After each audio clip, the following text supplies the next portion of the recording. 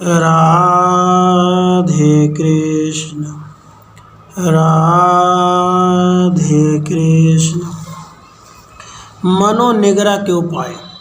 भोग, इच्छा त्याग, सत्संग, विवेक और आत्मबोध के महत्व का वर्णन। श्री वशिष्ठ जी कहते हैं, हे श्री राम, जिन्होंने अविद्या के घनीभूत विलासों से विषयों की ओर उन्मुख हुई अपने मन को जीत लिया है, उन महाशूर श्रेष्ठ पुरुषों की ही सदा विजय होती है। सब प्रकार के उपद्रवों को प्राप्त कराने वाली इस संसार के दुख को निवारण करने का एकमात्र उपाय यही है कि अपने मन को वश में किया जाए। ज्ञान का जो सारभूत सर्वस्व है उसे बताता हूँ, उसे सुनकर हृदय में धारण करना चाहिए। भोग की इच्छा मात्र ही बंधन है और उसका त्याग ही मोक्ष कहलाता है। जैसे जहाँ कांटों के बीज बिखेर दिए गए हैं, वह भूमि कांटों के समुदाय को ही उत्पन्न करती है, उसी प्रकार वासना से आवृत हुई बुद्धि केवल दोषों को ही जन्म देती है। जिसमें वासना समूह का कोई लगाव नहीं है, अतएव जहाँ राग और द्वेष नहीं देखे गए हैं, वह चांचल्य रहित बुद्धि धीरे धीरे परम शांति को प्राप्त हो जाता है। जैसे जहाँ उत्तम बीज बोया गया है, वह भूमि समय पर श्रेष्ठ फल देने वाले पौधों को उत्पन्न करती है, उसी प्रकार शुभ बुद्धि दोष रहित शुभ एवं उत्तम गुणों को ही सदा प्रकट करती है।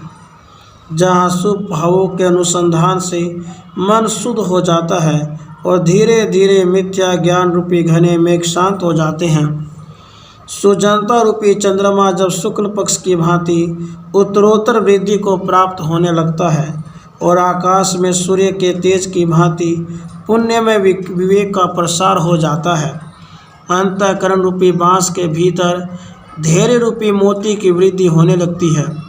वसंत ऋतु में चटकीली चांदनी के प्रसार से चरितार्थ होने वाले चंद्रमा की भांति जब अंतःकरण की स्थिति आत्मज्ञान जनित परमानंद की प्राप्ति से सर्वथा सफल हो जाती है, शीतल छाया वाले सत्संग रूपी फलवान वृक्ष जब फलने लगते हैं तथा ध्यान समाधि रूप सरल वृक्ष जब आनंद में सुंदर रस टपकाने लगता है, उस समय मन निर्द्वंद्व निष्काम और उपद्रव शून्य हो जाता है। उसके चपलता रूपी अनर्थ तथा शोक मोह और भय रूपी रोग शांत हो जाते हैं। शास्त्रों के अर्थ के विषय में उसका सारा संदेह दूर हो जाता है। उसमें सभी सांसारिक पदार्थों को देखने की उत्कंठा का अभाव हो जाता है। उसकी कल्पनाओं के जाल छिन्न भिन्न हो जाते हैं। वह मोह रहित तथा वासना शून्य हो जाता है। उसमें आकांक्षा, उपाक्रोश, परनिंदा, अपेक्षा और दुश्चिंता का अभाव हो जाता है। वह शोक रूपी कोहरे से रहित और आसक्ति शून्य होता है तथा उसके हृदय की अज्ञान की गांठें खुल जाती हैं। विशुद्ध आत्मा न तो संसारी पुरुष है, न शरीर है और न रुधिर ही है। शरीर आदि सब जड़ है, किंतु शरीरी आत्मा आकाश के समान निर्लेप है। जैसे रेशम का कीड़ा अपने ही बंधन के लिए रेशमी तंतुओं का जाल रच लेता है, उसी प्रकार जीवात्मा मन में विकल्प वासनाओं का प्रसार करके अपने बंधन के लिए सुदृढ़ जगत रूप जाल की रचना कर लेता है। जीवात्मा इस वर्तमान देह भ्रम का त्याग करके फिर दूसरे देश और दूसरे काल में अन्य देह भाव की धारणा करता है। जीवात्मा के मन में जैसी वासना होती है, वैसा ही शरीर उत्पन्न होता है। जीवात्मा का चित्त जैसी वासना लेकर सोता है, रात को स्वप्न में वैसा ही बनकर रहता है। इमली का बीज यदि शहद के रस में सींचा जाए तो अंकुर आदि कर्म से वृक्ष बनकर फलने के समय भी वह उस मधु से निरंजित होकर मधुर फल ही देता है।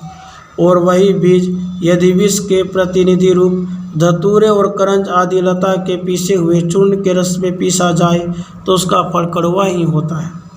मैत्री शुभ वासना से मनुष्य का चित्त महान होता है।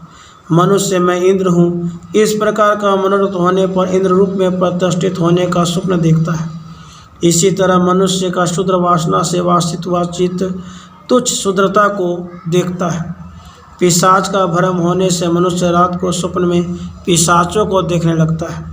जैसे प्रतिदिन क्षीण होता हुआ चंद्रमा अपने पूर्ण होने की आशा को कभी नहीं छोड़ता, उसी प्रकार दरिद्रता आदि से पीड़ित होने पर भी उद्योगशील श्रेष्ठ पुरुष उदार गति का परित्याग नहीं करता।